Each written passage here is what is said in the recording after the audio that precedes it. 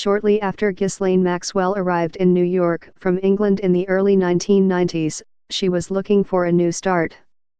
She had just lost her father, a British media mogul, along with much of her family fortune and her social standing. Soon she was on the rise with the help of her new boyfriend, Jeffrey Epstein, a rich financier. It was the beginning of a mutually beneficial relationship. With Mr. Epstein, Ms. Maxwell was able to resurrect the lifestyle she coveted. She flew on his private jet, she settled into his mansions in New York and Florida, and she eventually landed her own 5-story townhouse in Manhattan. For Mr. Epstein, who had grown up in Coney Island and was a college dropout, the gregarious Ms. Maxwell provided new social pathways. Her friends in high places included Britannia's Prince Andrew, who became a frequent guest in Mr. Epstein's homes. Now, with Mr. Epstein under federal indictment on charges of sexually trafficking and abusing girls, there are mounting questions about what else happened in his close relationship with Ms. Maxwell. He has pleaded not guilty, and she has denied any wrongdoing and has not been criminally charged. But in recent years, Ms. Maxwell has struck confidential settlements in civil court with 2 women who say she participated in Mr. Epstein's sexual exploitation of them. Thousands of sealed records from one of those cases are expected to be released in coming weeks, potentially revealing more about Mr. Epstein's alleged predation and what Ms. Maxwell may have known about it. What is clear is that their partnership was deep, entangled, and continued even after their romance ended. Over more than a decade, Ms. Maxwell, now 57, helped manage Mr. Epstein's homes, facilitate his social relationships, and recruit masseuses to help satisfy his seemingly insatiable appetite for massages, according to his former employees. Some of Mr. Epstein's accusers allege that in their experiences the massages were just a pretext for sexual abuse by Mr. Epstein, according to court records. One former employee of Mr. Epstein's mansion in Palm Beach, Florida, referred to her as the A-Lady of the House. Ewan Relly, an investment banker who attended the University of Oxford with Ms. Maxwell and was a guest at dinner parties that she and Mr. Epstein hosted in New York, said she seemed to be half ex-girlfriend, half employee, half best friend, and fixer. One of Mr. Epstein's accusers, in court papers, used another word, madam. After Mr. Epstein pleaded guilty in 2008 to Florida state charges of soliciting prostitution and served 13 months in the Palm Beach County Jail, Ms. Maxwell moved on, cultivating other high-profile associations and seeming largely unscathed by her long ties to Mr. Epstein. She took up environmental causes and founded a nonprofit intended to save the oceans. She gave a talk at a TED event. And she continued to work the social circuit, attending Chelsea Clinton's wedding, being photographed with Ariana Huffington and Martha Stewart, smiling next to Elon Musk at Vanity Fair's Oscar party. But there were also signs of trouble. In 2015, a lawsuit accusing Ms. Maxwell of complicity in Mr. Epstein's abuses drew news media attention. In 2016, the Upper East Asian networks operated the Center for Advanced Defense Studies and the Times traced their path through 5 countries using open-source material, including shipping records and satellite images. Interviews with officials and business executives confirmed some of the details of the network. In February, South Korean officials seized a Russian-owned ship that had transported the cars. The globe-spanning voyage began in the port of Rotterdam, the Netherlands. In June 2018, 2 sealed containers, each holding a Mercedes worth $500,000, were brought by truck into a shipping terminal, according to cargo tracking records. They were in the custody of China COSCO Shipping Corporation. It was unclear who had first purchased the cars. Daimler, the parent company of Mercedes, says Mercedes runs background checks on potential buyers of the vehicles to ensure the company is not selling to sanctions violators. The cars traveled by ship for 41 days to Dalian, in northeast China. The containers were offloaded after the ship's arrival on July 31. They remained in the port until August 26. They were then put on a ship for Osaka, Japan. From there, they were put on a vessel for a 3-day voyage to Busan, South Korea, where they arrived on September 30. Then came the most mysterious part of the passage. The containers were transferred within 1 day of arrival to the DN 5505, a cargo ship sailing under the flag of Togo, a West African nation, and bound for the port of Nakotka in the far east of Russia. At this point, the cars were consigned to Duyung Shipping, a company registered in the Marshall Islands that owns the DN 5505 and one other ship, the Panama-flagged oil tanker Katrin. Duyung's ownership is not clear from its registration but appears to be tied to a Russian businessman, Daniil Kazachuk. Documents and interviews show. Executives at Han Trade and IB Korea, the South Korean shipping agencies that worked with the two ships, said Mr. Kazachuk was the ship's owner. Documents obtained by the Center for Advanced Defense Studies show Mr. Kazachuk was listed as the owner of the Katrin for about 1 month in 2018. The ship with the cars, the DN 5505, was originally called Xiangjin, but it was renamed DN 5505 and its ownership transferred from a Hong Kong-registered company to Duyung on July 27, just days before the two sedans arrived in Dalian. A shipment of luxury cars eventually reached East Asia from the Netherlands, and may have ended up in Pyongyang, in violation of United Nations sanctions. On June 20, 2018, 2 luxury Mercedes cars were loaded onto a container ship in Rotterdam, Netherlands. 1. The DN 5505 appeared to have gone to Nakotka, Russia, according to ship data and customs records. In Osaka, Japan, they were put on another ship. 5. 3. North Korean jets may have taken the cars to Pyongyang, North Korea.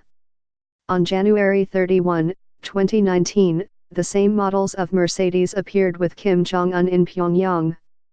6. 4. After 41 days, the cars arrived in Dalian, China and were transferred to another cargo ship. 2.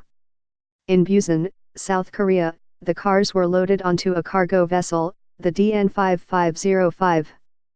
5. 1. 6. Russia. 3. 2. 4. China. 1. On June 20, 2018, 2 luxury Mercedes cars were loaded onto a container ship in Rotterdam, Netherlands. 2. After 41 days, the cars arrived in Dalian, China and were transferred to another cargo ship. 3. In Osaka, Japan, they were put on another ship.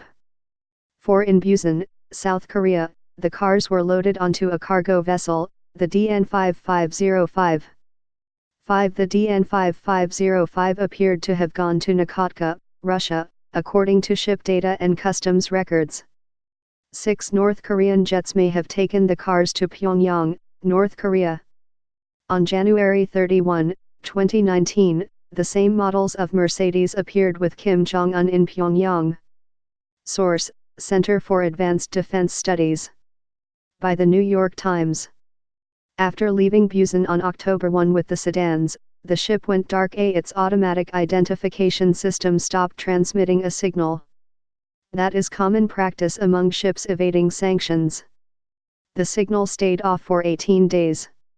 When it came back on again, the ship was in South Korean waters. Now it was on a return trip to Busan, but laden with 2,588 metric tons of coal, which it later unloaded in another South Korean port, Pohang. Customs records in South Korea showed that the ship had taken on the coal in Nakotka. The report from the Center for Advanced Defense Studies said that port city is next to Vladivostok, where Mr. Kazachuk is based.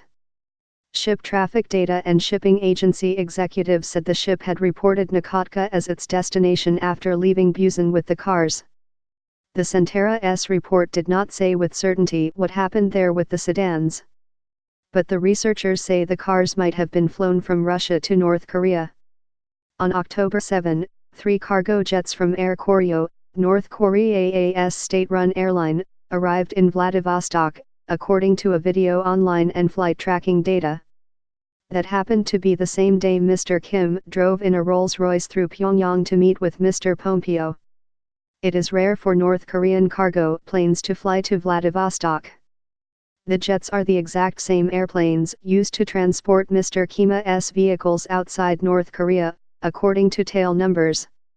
Given the heavy lift cargo capacity of the planes and their role in transporting Kim Jong-un's armored limousines, it is possible that the cargo jets could have loaded the Mercedes, the report said. 4 months later, on January 31, 2019, the same model of Mercedes drove through the streets of Pyongyang to the headquarters of the Central Committee of the Workers' Party of Korea, according to video footage analyzed by NK Pro. The sedans also appeared that day alongside Mr. Kim in a photo session with an art delegation. In a telephone interview, Mr. Kazachuk acknowledged that he was responsible for the DN5505, but declined to give details about the shipment of the cars or say how or whether he had transferred them to North Korea. This is my company's business secret, he said. Why do I need to tell everybody where I bought these cars and to whom I sold the cars, There is no evidence tying Mr. Kazachuk to the movement of military technology or goods to North Korea, but international sanctions experts say the Russian Far East is a common transit point for smuggled goods going to and from North Korea. In February, the South Korean authorities seized the DN5505 and the Katrin in separate actions because of suspected sanctions violations. The DN5505 had docked in Pohang, South Korea, carrying more than 3,200 tons of coal after sailing from Nakotka. Officials told employees of the South Korea shipping agency handling the ship that it was being investigated for carrying North Korean coal. The other ship, the Katrin, was accused of bringing petroleum products to North Korea. Mr. Kazachuk said he as a ship owner was not responsible for what the ships carried. He also said the South Korean authorities were engaged in a state racket and might have planted evidence on the ships.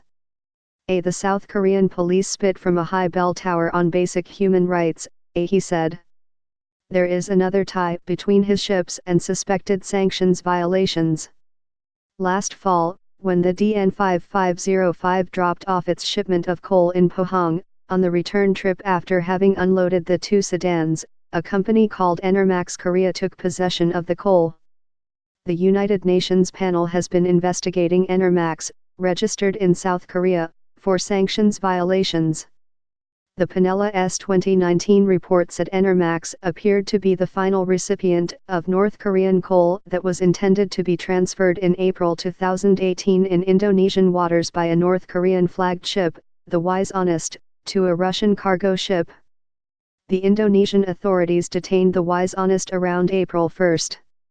Enermax had signed a contract to buy the coal from a Hong Kong registered company, yet told the panel that it was buying Indonesian coal from someone who appeared to be a local broker in Indonesia. The sales contract valued the coal at nearly $3 million. In May, the United States announced it was seizing the Wise Honest. In an interview, Enermax executive said the deal with the Indonesian broker fell apart and no money exchanged hands. They also said they had thought the coal delivered to South Korea by the DN5505 both last October right after the Mercedes were unloaded and this February was Russian in origin. They said Mr. Kazachuk had told them the coal was from Russia. The South Korean authorities have seized at least 6 ships since late 2017 on suspicion of sanctions violations. Last month, it began scrapping the Katrin. Officials said the dismantling was done at the request of Mr. Kazachuk, who did not want to continue accruing docking fees for the seized ship.